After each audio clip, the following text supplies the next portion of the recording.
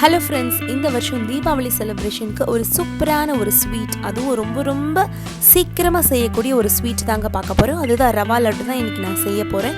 மொத்தமாகவே ஒரு 10-15 நிமிஷத்துக்குள்ளே இதை நம்ம செஞ்சிடலாம். ஒரு பேனில் நெய் நல்லா விட்டுக்கோங்க. ஸோ நெய் லைட்டாக ஓரளவுக்கு கொஞ்சம் சூடானதுக்கப்புறம் நீங்கள் என்ன பண்ணுறீங்கன்னா, உடச்ச முந்திரி நல்லா ஒரு கப் ஃபுல்லாக நிறைய முந்திரி போடுங்க. உடச்ச முந்திரி நல்லா போட்டு கம்மியான ஃப்ளேமில் வச்சு மைல்டாக வதக்கி எடுத்துருங்க. ஃபஸ்ட்டு நெய்யில் போட்டு நல்லா ஒரு 2-3 நிமிஷம் நல்லா வதக்கிட்டிங்கனாலே நல்லா வறுத்துரும். அதை பார்த்தா இப்போவே ஓரளவுக்கு கொஞ்சம் இந்த லைட் ப்ரௌனில் ஆகுது பாருங்கள். ஸோ ஒன்ஸ் இது ப்ரௌன் ஆகிட்ட பிறகு இந்த முந்திரியை மட்டும் இன்னொன்றுத்தில் மாற்றிட்டு இப்போ காஞ்ச திராட்சை ரெய்சின்ஸ் கொஞ்சம் போட்டுக்கோங்க. அதாவது முந்திரியை விட கொஞ்சம் கம்மியாக இருக்கணும் இது. ஸோ இப்போ உங்களுக்கு அளவு எவ்வளோன்னு தெரிஞ்சுட்டுக்கோம். ஒரு கப் முந்திரினா அதில் கொஞ்சம் கம்மி, ஒரு பாதி கப்புக்கு நீங்கள் காஞ்ச திராட்சை போட்டு வதக்கிடுங்க. ஏன்னா ரெண்டுத்தையும் ஒரே நேரத்தில் போடக்கூடாது. ஏன்னா உங்களுக்கு திராட்சை சீக்கிரம் பலூன் மாதிரி வந்துடும். ஸோ முந்திரி கொஞ்சம் டைம் ஆகும். ஸோ தனித்தனியாக தான் நீங்கள் போடணும். இது முடிஞ்ச பிறகு இதையும் இன்னொரு பேனில் மாற்றிக்கோங்க. ஸோ ஒன்ஸ் மாற்றின பிறகு 2 கப் ரவைங்க. 2 கப் ரவை அதே நெய்யில் கம்மி ஃப்ளேமில் வச்சு நீங்கள் வதக்கிட்டே இருங்க ஒரு 5 நிமிஷத்துக்கு. அதாவது உங்களுக்கு நீங்கள் கொஞ்சம் மீடியம் ஃப்ளேம் இல்லை ஹையில் வச்சிட்டிங்கன்னா ரவை லைட்டாக அடியில் ப்ரௌன் ஆகிடும். ஸோ நீங்கள் கம்மியான ஃப்ளேமில் வச்சு ஒரு 5 நிமிஷம் நல்லா ஸ்லோவாக வதக்கிட்டே இருந்தீங்கன்னா அந்த ரவை அந்த நெய்யில் சூப்பராக வறுத்திருக்கும் போதே உங்களுக்கு அந்த ஒரு ஸ்மெல் டெக்ஸ்டர் நல்லா அந்த மணல் மாதிரி உதிரியாக வரும் பாருங்கள். அந்த டைம் வரும்போது நீங்கள் கேஸை ஆஃப் பண்ணிடலாம். இப்போ அப்படியே நீங்கள் என்ன பண்ணுறீங்கன்னா, இந்த பாத்திரத்தை கீழே ஏதாவது ஒரு ஹீட் ப்ரூஃப் மாதிரி வச்சு ஒரு டேபிளில் அப்படியே நீங்கள் சேஞ்ச் பண்ணிவிடுங்க. இப்போ நெக்ஸ்ட் என்ன பண்ணுறோன்னா, 2 கப் ரவைக்கு 1/2 கப் சர்க்கரை எடுத்து அதை நல்லா ஒரு ஃபைனாக நல்ல பவுடராக அரைச்சி எடுத்துக்கோங்க.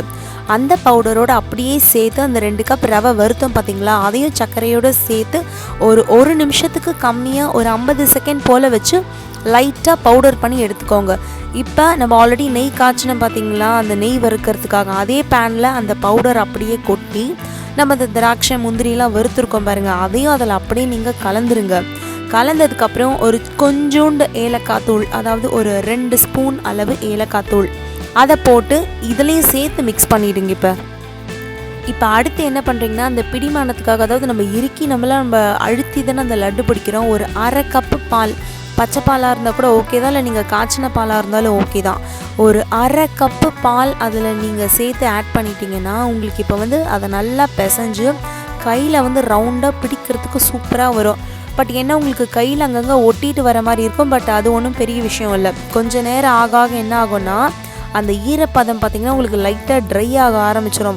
வரன்னு லைட்டாக உங்களுக்கு தானாகவே பாதி லட்டு பிடிக்கிறச்சேவே உங்களுக்கு அந்த மாதிரி உங்களுக்கு ஆகிடும். இப்போ ரொம்ப ஈரமாக இருக்கும் இல்லைங்களா ஸ்டார்டிங்கில், அப்புறம் உங்களுக்கு அதுவே கம்மியாகிடும். வேணால் நீங்கள் கையில் அப்பப்போ உங்கள் உள்ளங்கையில் ஸ்பூன் வச்சு நீங்கள் லைட்டாக கூட வழித்து எடுத்துகிட்டு கூட அடுத்தடுத்த லட்டு நீங்கள் பிடிச்சிடலாம். இப்போ நான் ஃபர்ஸ்ட் லட்டு பிடிக்கிறேன். ஸோ நீங்கள் பார்த்தீங்கன்னா பிடிக்கிறச்சே நல்லா அழுத்தமாக பிடிங்க. ஏன்னா உங்களுக்கு அழுத்தினதுக்கப்புறம் தான் காஞ்சதுக்கப்புறம் கூட அடுத்த நாள் சாப்பிட்றப்போ கூட உங்களுக்கு அந்த லட்டு உடையவே உடையாது. நல்லா ஸ்ட்ராங்காக ரவுண்டாக இருக்கும், நல்லா ஹார்டாக இருக்கும். பட் நீங்கள் எலசாக பிடிச்சிட்டிங்கன்னு வச்சுக்கோங்களேன், டக்குன்னு அது உதிரி மாதிரி விழுந்துடும். அதுக்கப்புறம் திரும்ப அது பிடிக்கவே வராது, ஏன்னா ட்ரை ஆகிடும் அதுக்கப்புறம். ஸோ நீங்கள் நல்லா அழுத்தி பிடிச்சிங்கன்னா உங்களுக்கு அந்த உருண்டை பிரேக்கே ஆகாது. இப்போ பாருங்கள், நல்லா நம்மளுக்கு ஷேப் சூப்பராக கிடச்சிருக்கு பாருங்கள். இப்போ பட் என்ன, நான் இன்றைக்கி ப்ரௌன் சுகர் ஆட் பண்ணியிருக்கவே ஒரு 80% தான் இந்த ஒயிட் கலர் இருக்குது. ஸோ ப்யூர் ஒயிட் வரல. நான் அந்த கம்ப்ளீட்டாக அந்த வெள்ளை சக்கரை நான் ஆட் பண்ணல. நான் ப்ரௌன் சுகர் ஆட் பண்ணவே கொஞ்சம் லட்டு கலர் கொஞ்சம் எனக்கு ஒரு ஹாஃப் ஒயிட் மாதிரி தான் எனக்கு இப்போ வந்திருக்கு. ஒரு 30 லட்டு எனக்கு இதில் கிடச்சிருக்கு. நினச்சா டக்குன்னு ஒரு 10-15 நிமிஷத்துல இந்த ஸ்வீட் நம்ம செஞ்சிடலாங்க. அதாவது கேஸில் நிற்கிற டைம் ரொம்ப கம்மி. முக்கியமாக வெறும் அந்த உருண்டை பிடிக்கிற வேலை மட்டும்தான் நமக்கு ஆக்சுவலி. ஸோ லட்டு பார்த்திங்கன்னா உங்களுக்கு பார்க்கவே இவ்வளோ டெம்ப்டாக இருக்குது பாருங்கள். அதாவது இல்லை நம்ம திராட்சை போட்டிருக்கோம், முந்திரி போட்டிருக்கோம், ஏலக்காய் தூள் போட்டிருக்கோம். ஸோ இதெல்லாம் பார்க்குறப்ப இதுவும் உங்களுக்கு இது கெடவும் கெடாது. நீங்கள் ஒரு பாக்ஸில் போட்டு ஏர்டைட்டில் போட்டு நீங்கள் வேணுன்றப்ப திரும்ப 2-3 நாளைக்கு இதை வச்சு கூட நீங்கள் இதை சாப்பிட்லாம். ஓகே ஃப்ரெண்ட்ஸ், இந்த வீடியோ பிடிச்சிருந்தா சப்ஸ்கிரைப் பண்ணுங்கள், லைக் பண்ணுங்கள். ஹாப்பி தீபாவளி, இனிய தீபாவளி நல்வாழ்த்துக்கள். டேக் கேர், பை பாய், சேஃபாக கொண்டாடுங்க. See you.